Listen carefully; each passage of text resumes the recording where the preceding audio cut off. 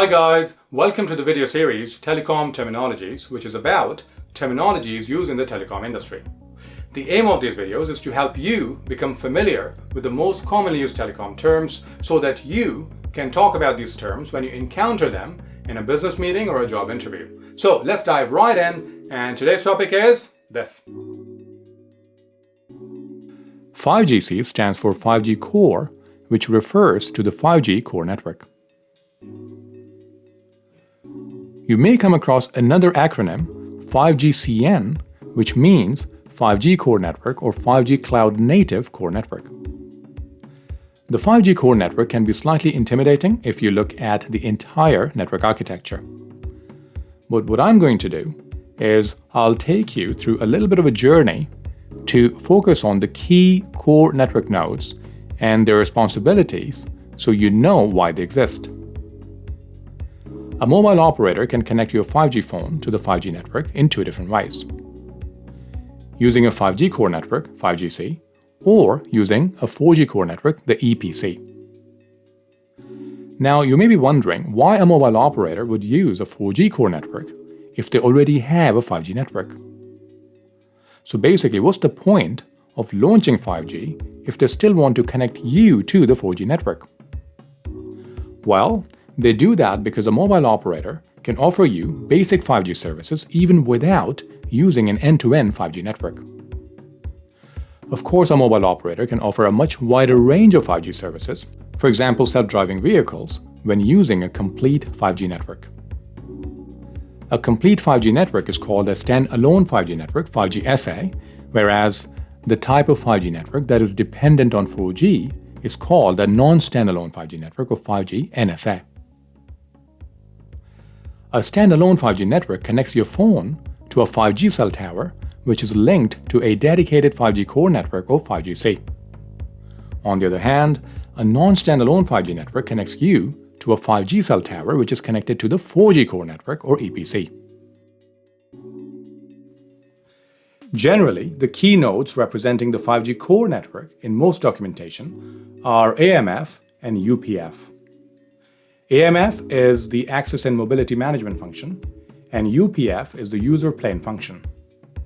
At this point, it is important to make a distinction between the two planes in 5G that will make it easier for you to visualize the network architecture. The network architecture can be seen at least two levels, the user plane and control plane. The control plane carries control functions such as signaling traffic, and the user plane carries user data, for example, the content of the YouTube video you may be watching on your phone.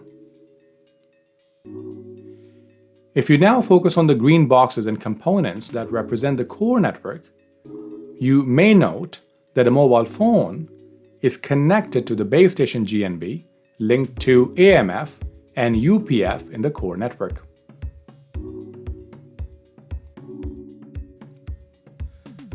User plane function, UPF, as the name suggests, is part of the user plane and connects a mobile phone via G-Node B to external networks like the internet. UPF is connected to the session management function, SMF, in the control plane. UPF oversees service quality and applies policies that PCF, policy control function, sends via SMF.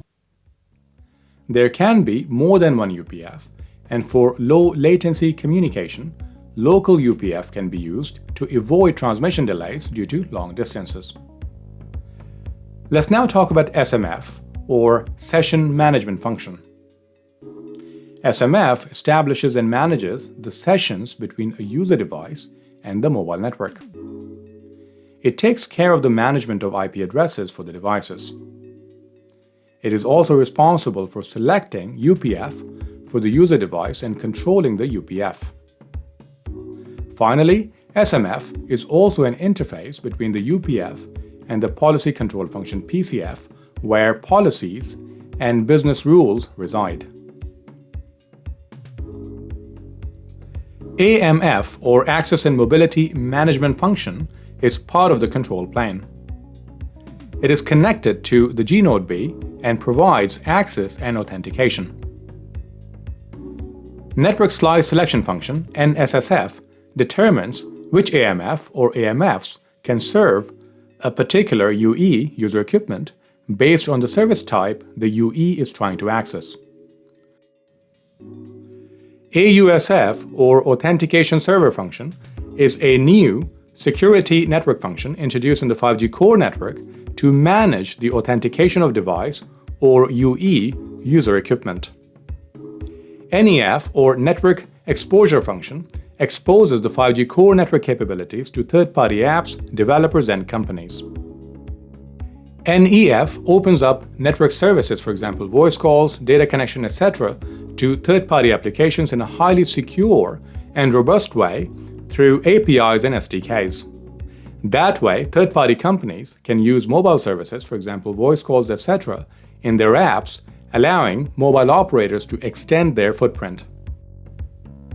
NRF stands for Network Repository Function, and it is essentially the boss of all network functions.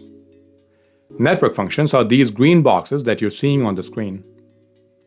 NRF controls network functions and allows them to discover each other for various mobile services, register and deregister, etc. UDR, or Unified Data Repository, is a database where all the subscriptions, applications, and other data reside. UDR is a centralized data source that works with the Unified Data Management, UDM. UDM handles credentials and identity.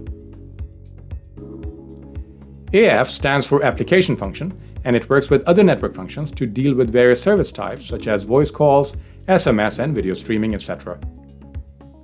The applications or apps that use these services have specific needs in terms of QoS, quality of service, policy, charging, etc. So in the mobile network, application functions exist for these different service types.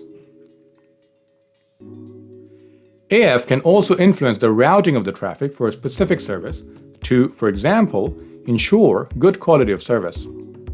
In addition, AF works with NEF, Network Exposure Function, for third-party apps that are trying to access the mobile services of a mobile operator.